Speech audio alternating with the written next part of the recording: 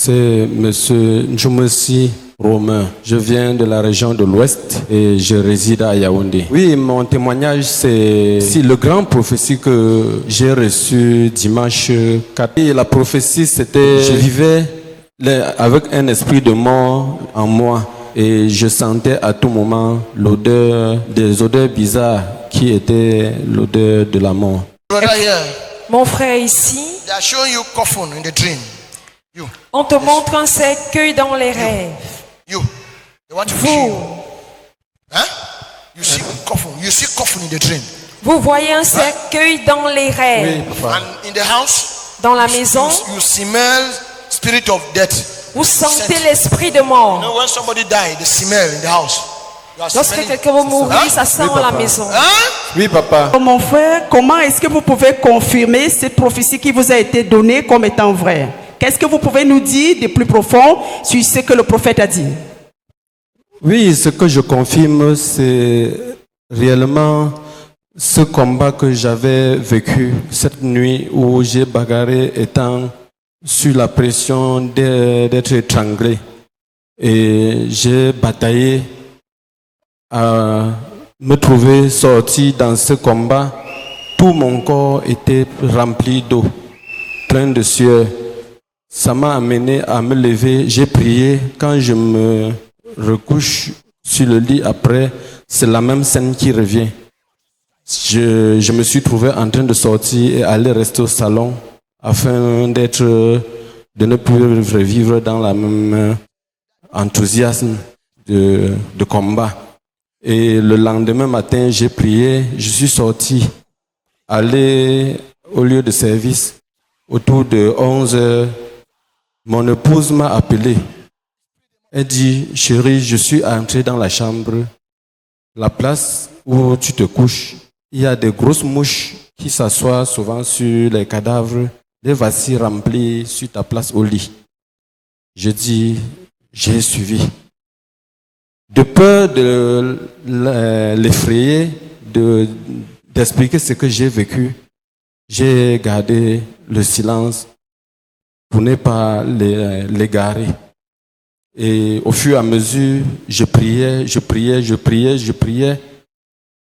Cet esprit m'a contrôlé, a détruit, donc tué tout autour de moi, dans la maison. Même au lieu d'activité, plus rien n'est donné. Et les mésententes à la maison, les disputes, je ne comprenais pas. Les enfants, la têtutesse, ça me faisait peur en fait. La maman est arrivée au mois de janvier à m'appeler qu'elle a rêvé qu'on est venu avec moi en haut d'une voiture et la tombe était déjà creusée. Il faut que je vienne d'urgence au village. J'ai dit, j'ai compris. Elle a encore répété. Et comme vous n'aimez pas souvent qu'on vous appelle, vous venez. Si tu viens, tant mieux. Ou tu vas gérer comme vous avez l'habitude de gérer là-bas. J'ai dit, la nouvelle est prise. Je veux voir ce que je veux faire. Et je continuais dans la prière. À partir du mois de février, l'esprit a totalement pris contrôle de toutes choses au point où, quand j'amenais les enfants, c'était avec la bagarre ici. Le véhicule que je les amenais dedans est tombé en panne, donc je ne contrôlais rien. C'est là où cet esprit voulait m'avoir en m'éloignant de la Capernaum. Parce que je sortais de la maison, j'ai fait 3 à 4 cultes où je suis sorti de la maison, je ne suis pas arrivé ici. Parce qu'en couche de chemin, la voiture s'arrête. On fait tout, rien. Et quand le culte finit, la voiture démarre. Donc, on retourne à la maison.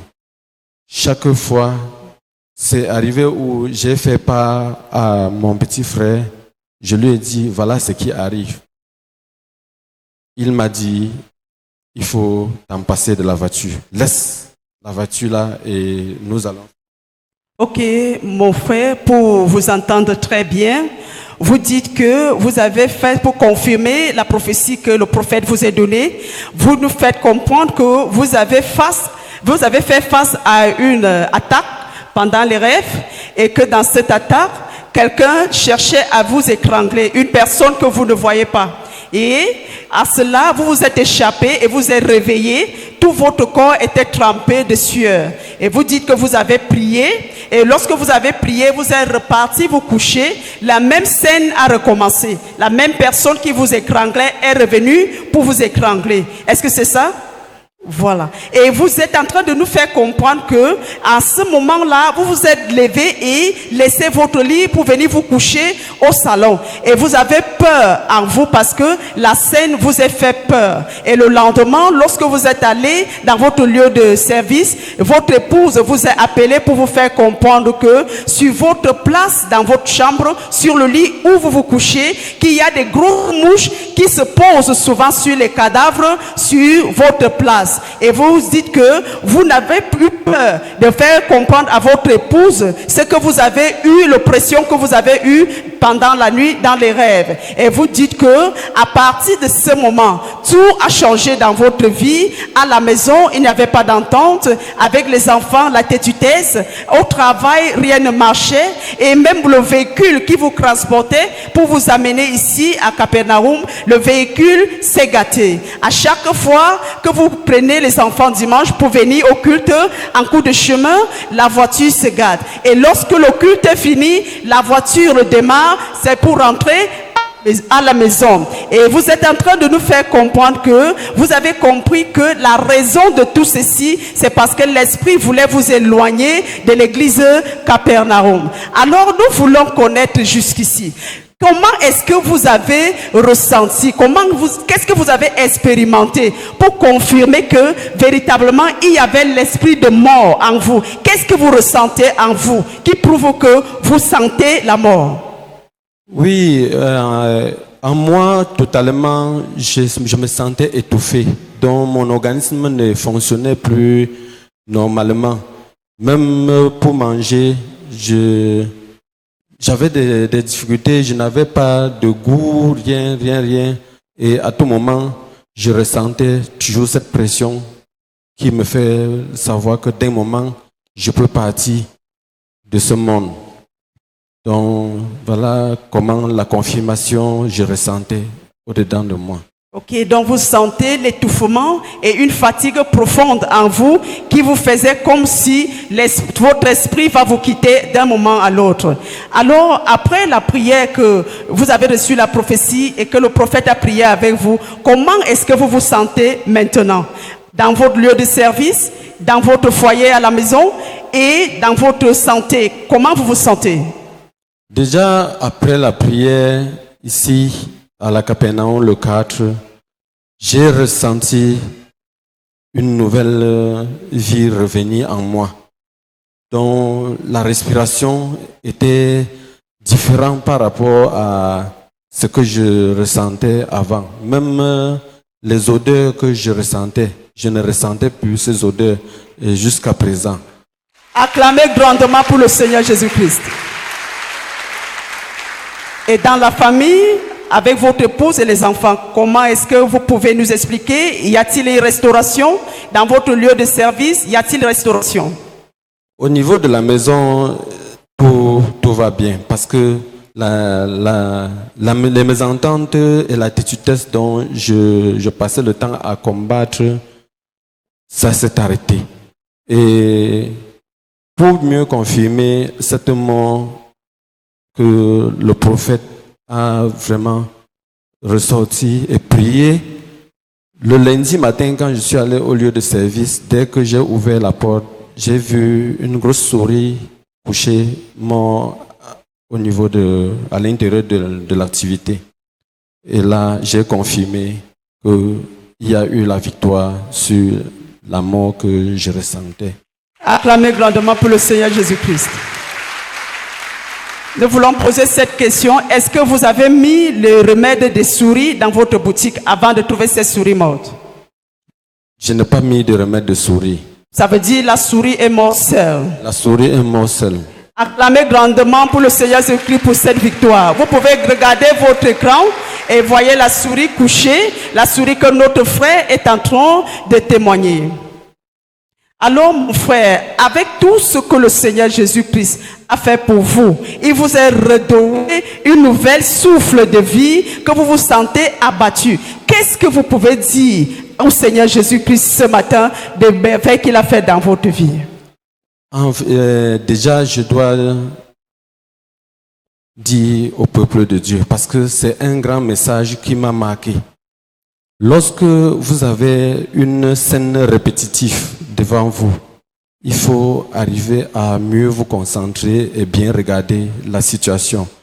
Par exemple, comme cette voiture où l'esprit de mort voulait me bloquer à travers cela pour ma voix. Quand j'ai laissé le véhicule, j'ai commencé à prendre les taxis-courses.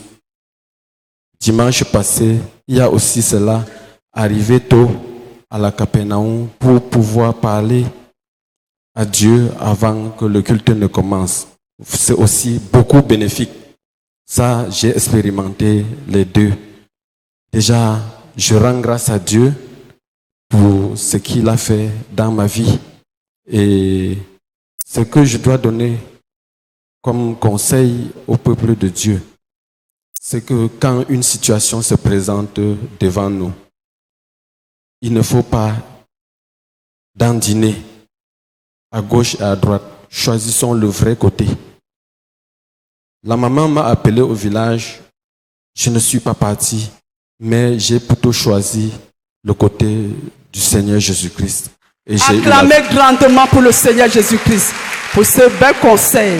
Notre frère est en train de nous encourager pour ce puissant conseil. Il dit, quand quelque chose vous arrive répétitif, soyez concentrés et regardez plus profond à cela. Il prend l'exemple de son véhicule qui avait l'habitude de lui déranger quand il est déjà en cours de chemin pour venir à l'église Capernaum. Il dit que cela était le plan de l'ennemi pour l'éloigner de Capernaum.